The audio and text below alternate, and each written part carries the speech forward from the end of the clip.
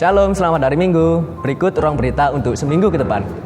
Laporan kegiatan gereja adalah sebagai berikut. Yang pertama, ada kebaktian Minggu tanggal 19 Juli 2020 diikuti oleh 41 keluarga berjumlah 143 orang dan persembahan terkumpul Rp4.770.000. Kegiatan pemuritan atau sekolah minggu keluarga dan kegiatan sekolah minggu online tanggal 19 Juli 2020 diikuti oleh 74 orang atau sebesar 51,75% dari jumlah kehadiran kebaktian. Kebaktian doa Rabu tanggal 22 Juli 2020 diikuti oleh 7 keluarga berjumlah 19 orang atau sebesar 13,27% dari jumlah kehadiran kebaktian. Jumlah orang yang melayani ada 62 orang atau sebesar 43,36% dari jumlah kehadiran kebaktian. Laporan kegiatan gereja cabang adalah sebagai berikut. Kegiatan gereja di cabang Malung Panggang diikuti oleh 40 orang di kebaktian, lalu diikuti oleh 11 orang di kebaktian doa, dan persembahan terkumpul Rp671.000. Kebaktian gereja di BPW Lingga diikuti oleh 51 orang, dan sekolah minggu diikuti oleh 16 orang, serta PKMB diikuti oleh 9 orang, dan persembahan terkumpul Rp387. Kegiatan gereja di BPW Jelau Belangiran diikuti oleh 16 orang pada kebaktian dan persembahan terkumpul Rp108.000. Kebaktian gereja di BPW Laman Tongon diikuti oleh 19 orang pada kebaktian dan persembahan terkumpul Rp62.000. Nomor rekening untuk persembahan dan perpuluhan serta pembangunan silakan mentransfernya ke rekening CIMB Niaga atas nama Gereja Baptis Indonesia Pengharapan Surabaya di nomor rekening 706-242-593-300 atau dapat melakukan scan QR Code rekening CIMB Niaga tersebut untuk masing-masing persembahan, perpuluhan, dan pembangunan sebagai berikut. Gereja memberikan kesempatan kepada setiap anggota gereja untuk memperhatikan sesama anggota gereja dan masyarakat yang terkena dampak COVID-19. Bantuan dapat ditransfer ke rekening CIMB Niaga atas nama Gereja Baptis Indonesia Pengharapan Surabaya dan mohon memberikan catatan untuk sosial. Untuk kedisiplinan dan ketertiban administrasi kebaktian keluarga di hari Minggu, setiap kepala keluarga akan memberikan laporan yang meliputi kebaktian keluarga dilaksanakan jam berapa, jumlah hadir berapa, jumlah persembahan berapa, dan bila ada yang menginginkan transfer persembahan beberapa orang, laporan silakan dikirim via WhatsApp atau SMS kepada Tata Usaha Gereja, Saudara Eko atau Bapak Pendeta Dwi Hari Santoso, dan laporan juga bisa disampaikan lewat aplikasi absen yang disediakan oleh Komisi Pendukung. Sesuai himbauan pemerintah yang disambut keluarga besar GBI bahwa saat ini masih dalam kondisi darurat dan sangat diperlukan tindakan memutus penularan virus COVID-19.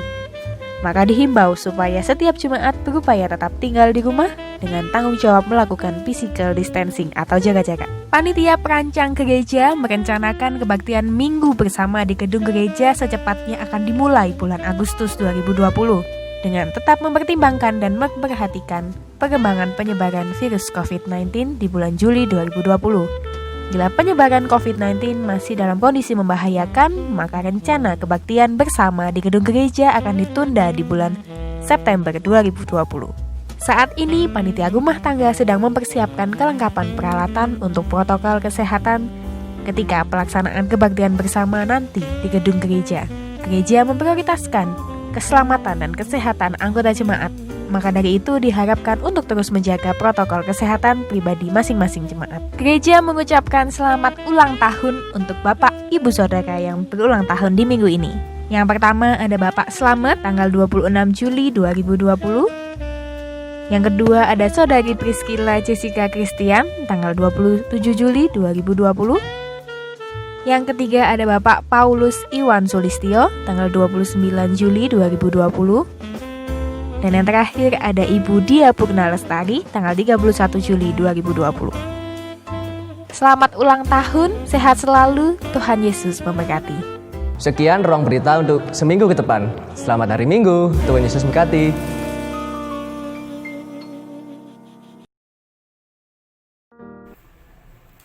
Salam Bapak Ibu, Sidang Jemaat Gereja Baptis Indonesia Pengharapan Surabaya dan Gereja Baptis Indonesia Betania Surabaya. Dalam kesempatan ini saya atas nama Gereja Baptis Indonesia Pengharapan Surabaya mengucapkan selamat ulang tahun hari jadi yang ke-40 Gereja Baptis Indonesia Betania. Dan saya juga memberikan apresiasi atas penghargaan gereja saudara yang lama engkau rencanakan, dan pada ulang tahun minggu ini jemaat realisasikan, yaitu memberi tali asih berupa sejumlah uang kepada keluarga almarhum Pendeta Rohim yang sudah sekian puluh tahun melayani gereja saudara. Penghargaan tali asih yang engkau berikan kepada keluarga Pendeta Rohim adalah sesuatu pemberian korban yang berkenan di hadapan Tuhan. Bapak, Ibu, Saudara semuanya, setiap pemberian kepada hamba Tuhan yang melayani Tuhan, termasuk kepada jemaat Tuhan, orang lain yang membutuhkan, itu adalah sebuah korban pemberian yang berkenan di hadapan Tuhan. Pada hari ini kita akan bersama-sama belajar berdasarkan teks firman Tuhan dari Kisah Para Rasul pasal 4 ayat 32 sampai 37 yang tadi sudah kita baca bersama-sama, tetapi kita juga akan melihat konteksnya, yaitu mulai dari Kisah Para Rasul pasal yang kedua, bahwa gereja mula-mula, yaitu gereja yang ada di Yerusalem, adalah gereja yang memiliki gaya hidup memberi. Itu semua adalah berkat pertumbuhan iman yang mereka tempuh melalui proses pemuritan. Gaya hidup memberi gereja mula-mula pada masa ini bagi kita dapat menjadi inspirasi sekaligus motivasi bagi kita untuk rela memberi kepada saudara-saudara kita yang kena dampak COVID-19 ini. Ada sejumlah orang yang mengalami kesulitan-kesulitan, kita bisa berbagi di sana. Sekarang mari kita akan perhatikan, yaitu bagaimana gaya hidup gereja mula-mula. Saya akan membacakan bagian firman Tuhan yang terdapat dalam Kisah pasal 2 ayat 44 sampai ayat 45 ya. Di sana dikatakan demikian. Dan semua orang yang telah menjadi percaya tetap bersatu, dan segala kepunyaan mereka adalah kepunyaan bersama. Dan selalu ada dari mereka yang menjual harta miliknya, lalu membagi-bagikannya kepada semua orang sesuai dengan keperluan masing-masing. Lalu teks firman Tuhan yang sudah kita baca dari Kisah pasal 4 ayat 34 sampai 35 dikatakan di sana demikian. Sebab tidak ada seorang pun yang berkekurangan di antara mereka, karena semua orang yang mempunyai tanah atau rumah menjual kepunyaannya itu, dan hasil penjualan itu mereka bawa dan mereka letakkan di depan kaki rasul-rasul, lalu dibagi-bagikan kepada setiap orang sesuai dengan keperluannya. Bapak Ibu, dari bagian-bagian ini kita dapat melihat bahwa jemaat Tuhan di Yerusalem di abad yang pertama tidak ada yang mengalami kesulitan karena ada kasih pemberian yang begitu melimpah yang menjadi gaya hidup di antara mereka. Pertanyaan untuk kita renungkan yaitu bagaimana atau mengapa para murid-murid Yesus, jemaat mula-mula ini suka memberi, memiliki gaya hidup memberi, bahkan berkorban. Alasan yang pertama adalah karena para murid Yesus, jemaat Tuhan pada masa itu telah mengalami terlebih dahulu anugerah Allah yang tak terduga, yang melimpah dalam kehidupannya. Ketika mereka mendengarkan kabar baik yang diberitakan oleh para rasul, mereka menyambutnya. Dan kabar baik tentang Yesus Kristus itu memberikan pengalaman rohani dalam kehidupan mereka. Dosa-dosa mereka diampuni oleh Tuhan Yesus. Hubungannya dengan Tuhan diperbarui, sehingga ada relasi dengan Allah yang penuh dengan damai.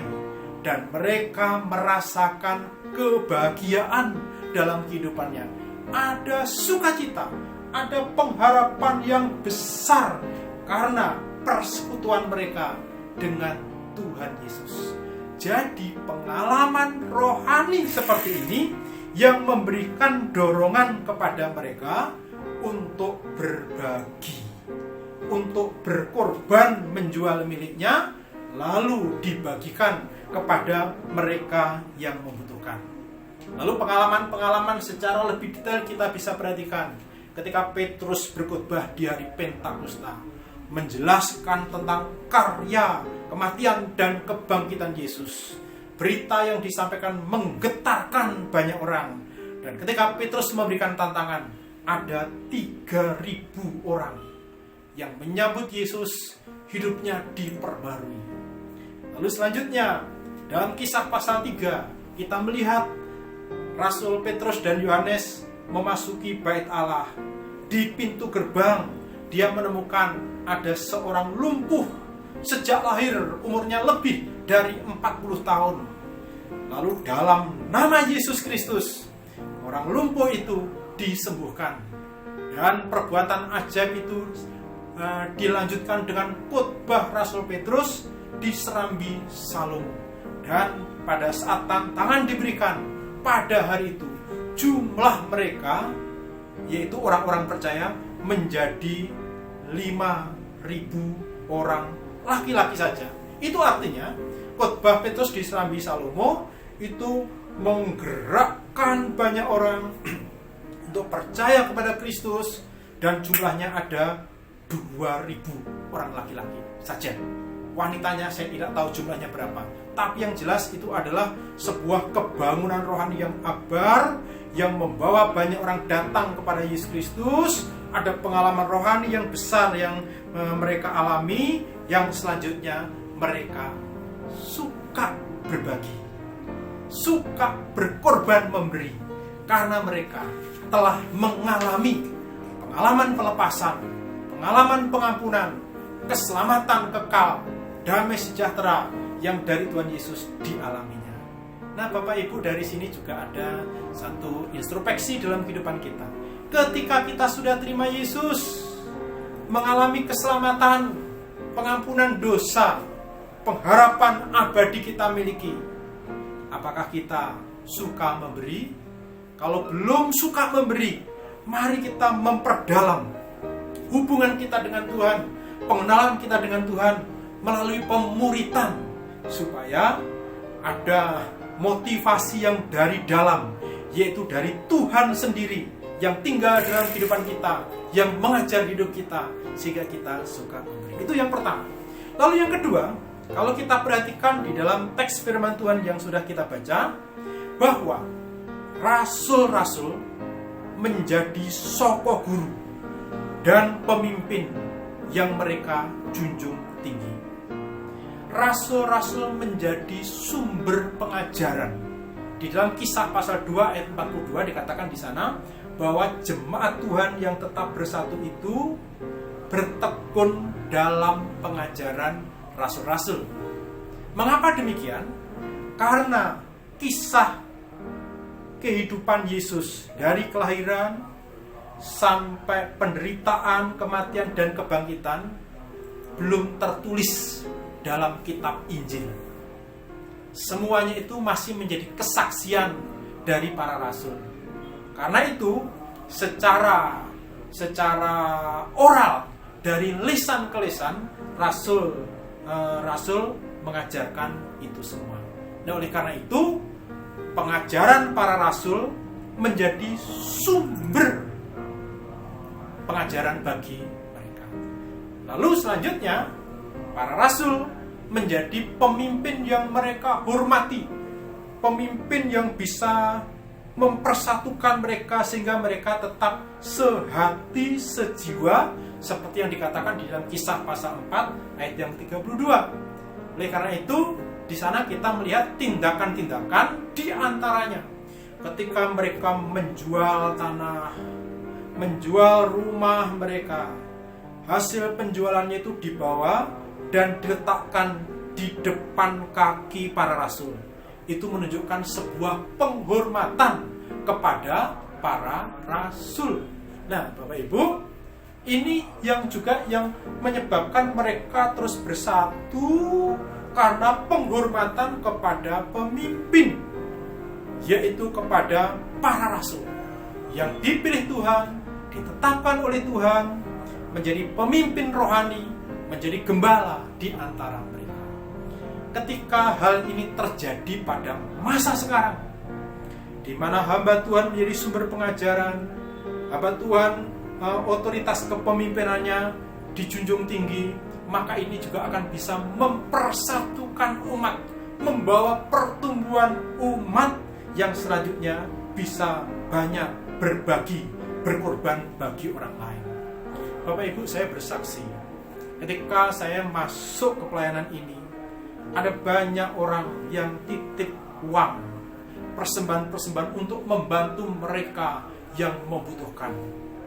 Dan itu jumlahnya sangat besar. Sampai sekarang masih ada orang yang secara diam-diam dan tidak mau diungkapkan namanya menitipkan uang. Dan saya sebagai hamba Tuhan akan menggunakan dana itu 100%. Bahkan lebih dari 100%, artinya dari saya sendiri membagikan kepada mereka yang memang membutuhkan. Dan sering pelayanan itu kami bagikan kepada diakonia untuk diketahui. Jadi itu adalah sebuah dampak ketika para rasul, hamba Tuhan, otoritasnya dihormati, pengajarannya didengarkan, memberikan dampak yang luar biasa. Lalu yang terakhir, mengapa mereka sampai peduli terhadap sesamanya, rela berkorban memberi? Alasannya adalah mereka memiliki kasih dan kepedulian terhadap sesama orang percaya. Mereka memiliki pengalaman yang sama. Mereka mengalami penderitaan yang sama. Setelah percaya kepada Tuhan Yesus, memang mereka merasakan hubungan damai, kebahagiaan yang tak terusik oleh lingkungan. Tapi penderitaan dari lingkungan menerpa kehidupan mereka. Seperti masa sekarang, ketika ada orang-orang yang percaya kepada Yesus, akhirnya keluarganya menolaknya, mengusirnya. Nah, oleh karena itu, kondisi yang seperti ini, banyak orang yang seperti ini, maka saudara-saudara seiman memberi perhatian. Karena ada sesuatu yang sama yang mereka rasakan. Sehingga mereka mau menjual miliknya, lalu serahkan kepada para rasul, lalu dibagi-bagikan. Selain itu juga, karena ketika para rasul itu berkhotbah, khotbahnya itu penuh dengan kuasa. Khotbah yang penuh dengan kuasa itu juga membangkitkan mereka untuk peduli dengan sesamanya.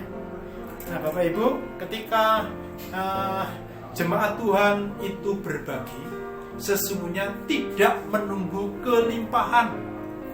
Jemaat yang ada di Korintus yang dicatat dalam 2 Korintus pasal 8, ketika mereka berbagi, sesungguhnya mereka berbagi dalam segala kekurangan. Ketika Tuhan Yesus di bait Allah, lalu berdiri di pojok depan bait Allah itu, lalu memperhatikan siapa yang memberikan persembahan, dan Tuhan Yesus menghormati janda, karena janda itu memberi dari kekurangannya, bukan dari kelimpahan. Saya sebagai gembala sidang juga dapat menemukan ada banyak orang dalam kesederhanaannya, bukan dalam segala kelimpahannya, tapi suka memberi, suka menolong. Itu artinya apa? Bahwa spirit semangat untuk memberi itu sesungguhnya bergantung pada hati kita. Lalu dari bagian-bagian firman Tuhan ini, Bapak Ibu, menjadi tantangan bagi kita. Sekarang ada banyak orang mengalami kesulitan karena dampak dari pandemi COVID-19. Lalu dari sini Tuhan berkarya, memberikan kesempatan-kesempatan agar kabar baik dirasakan banyak orang, kerajaannya semakin dikokohkan, tapi kerajaannya juga semakin diperluaskan. Oleh karena itu tantangan adalah mari kita bangkitkan iman kita dan bangkitkan kasih kita untuk memberi apa yang menjadi hak Tuhan, yaitu persepuluhan dan persembahan-persembahan lainnya. Kita persembahkan kepada Tuhan melalui gerejanya, supaya gerejanya dapat mengelolanya untuk mengokohkan kerajaan Tuhan dan memperluas kerajaan Tuhan di dalam hati orang yang belum percaya. Yang kedua, mari kita bangkitkan iman dan kasih kita kepada orang-orang yang ada di lingkungan kita. Karena dampak kesulitan dari COVID-19 ini, kita juga bisa secara pribadi, tanpa dipublikasikan, langsung memberikan pertolongan kepada mereka, supaya kasih Kristus mereka rasakan. Lalu yang terakhir adalah kita bisa membangkitkan iman dan kasih kita dengan kita memberi diri kita, memberi waktu kita, untuk kita jadikan sebagai kesempatan menyaksikan kasih Tuhan yang sudah kita alami, untuk menyaksikan pengalaman kelepasan, pengalaman keselamatan yang sudah kita alami, itu kita bagikan kepada orang lain, kita sebarkan kepada orang lain, supaya orang lain mengalaminya, supaya pengalaman kelepasan, pengalaman damai sejahtera, kebahagiaan yang datang dari Tuhan yang sudah kita alami, sukacita yang begitu kuat dalam kehidupan ini karena Yesus Kristus, juga bisa dialami oleh orang lain, sehingga damailah lingkungan kita, damailah Indonesia, karena kabar baik yang kita bagikan kepada orang lain. Tuhan Yesus memberkati. Kita berdoa. Inilah Tuhan bagian dari firman-Mu, kami serahkan kembali kepadamu.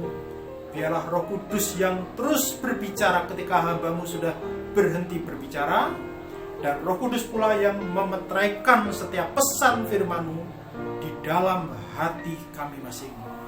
Biarlah ini memotivasi kepada kami semua untuk semakin tumbuh dalam penguritan, mengenal Engkau, mengenal kehendak-Mu, dan kami berjalan di dalam kehendak-Mu saja. Dipermuliakanlah Engkau Tuhan Yesus dalam kehidupan kami sekarang sampai selama-lamanya. Amin.